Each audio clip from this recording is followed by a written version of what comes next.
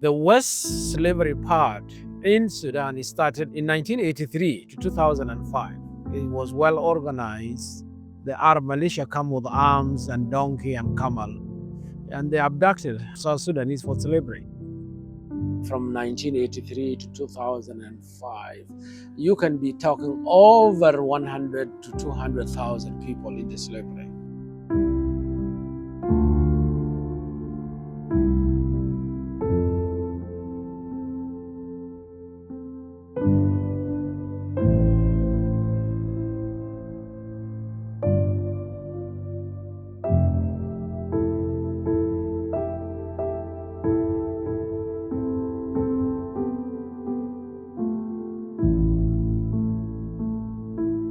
Reports that came even from UN sources suggested that there were genocidal type situations, and that Christian communities in particular were targeted by the government in Khartoum. The government was an Islamic fundamentalist government waging openly jihad, and CSI felt that this should be a priority. So we simply went on actually several fact-finding visits throughout different parts of southern Sudan. We are flying in the war zone of southern Sudan. Khartoum's Air Force would shoot us down if discovered.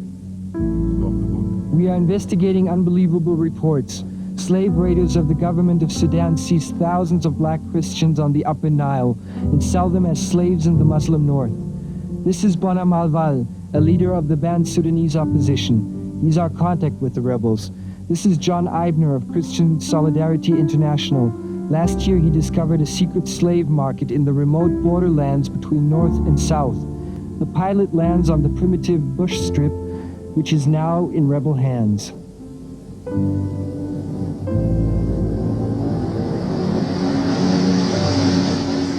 Sudan government imposes Islamic law, Sharia law, against the Christian in South Sudan, and they took over also the wealth in South Sudan, the oil, and then they control everything and leave out all South Sudanese people, not including the distribution of the wealth.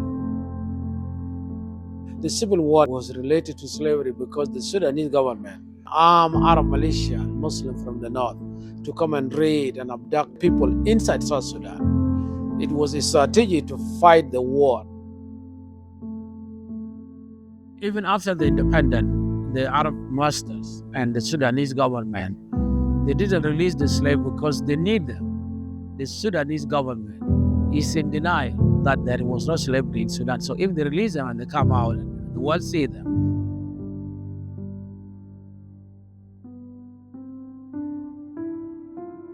Ana peyatan ya Sudan. La lo inte. Laga la ba bakal bien mana loy ba. Ana ya talwa. War kene re antina kene la bio bacho. Ya la bio to, ya la kat. Ko gidana la go kene ya ta kuma.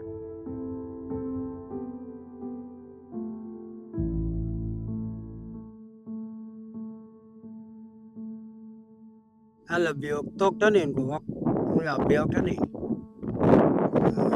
Lad ba ditin ke bio ba dina bio kinda dalawa. Bio ka wa bio tok. Kangina tatin daro. Tamandat ke ina na ko la an chakoy lu.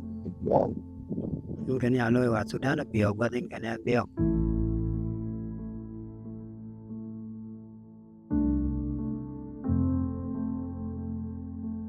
One cannot imagine how tough it is for these slaves to stay in the slavery.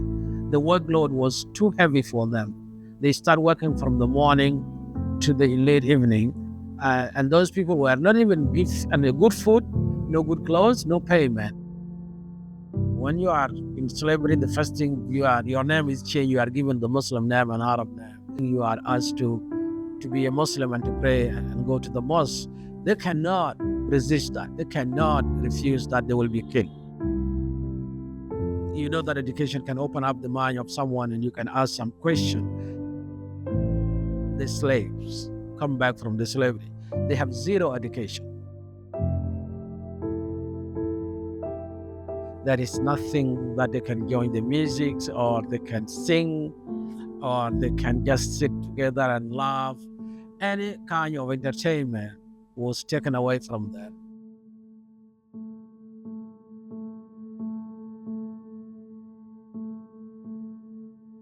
At the moment, no new slaves are taken. The slave rates have been suspended. The jihad has been suspended.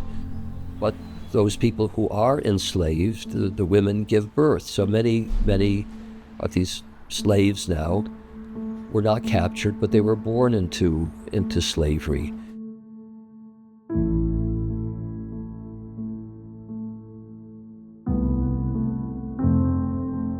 One of the main ways of liberating the slave is exchanging the slave with cow medicine, which is something very valuable and they are desperately needed. I am heading to Will East County to liberate 150 slaves, drive like 2 hours, 3 hours to get where the slaves are stationed.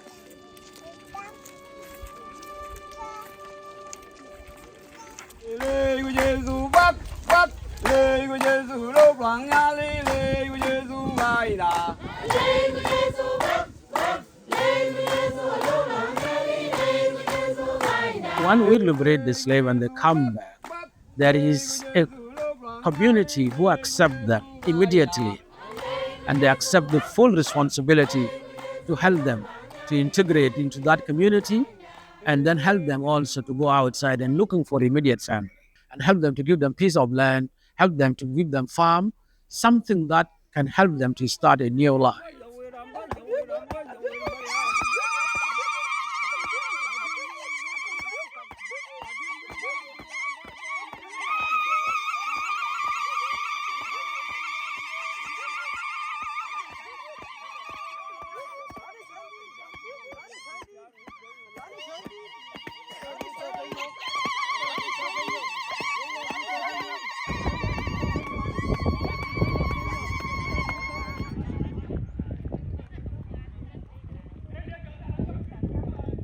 We are going to distribute the goat.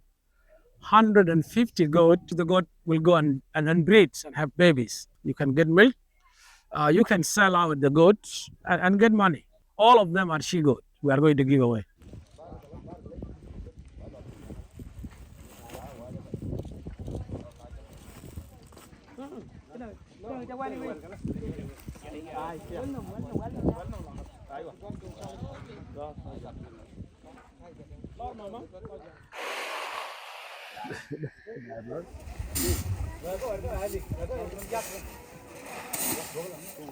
Sorry, Louis, I'll be with us. I'll sorry. Torn me. You might get grandma like torn. I love me that again. Now I have seen 3 patients, slave patients, with wound injuries. And according to the history, they told me that they were beaten some time back when they were still in northern Sudan, where they were slaves.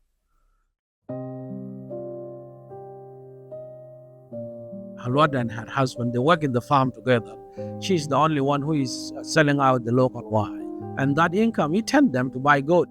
She has about 15 to 20 goat in her house. coming back 40 years ago, and now having a house, having farm, having many goats, having 2 children, I think it's a successful history. Akwe is a very hard-working young man. He has a very nice house. He has a very good farm. He has a family, 3 children, and then also he has goats. Akwe is doing a business of charcoal, generating employment by giving local people, creating job for them in circle business. He's just helping the others, not only him and his family.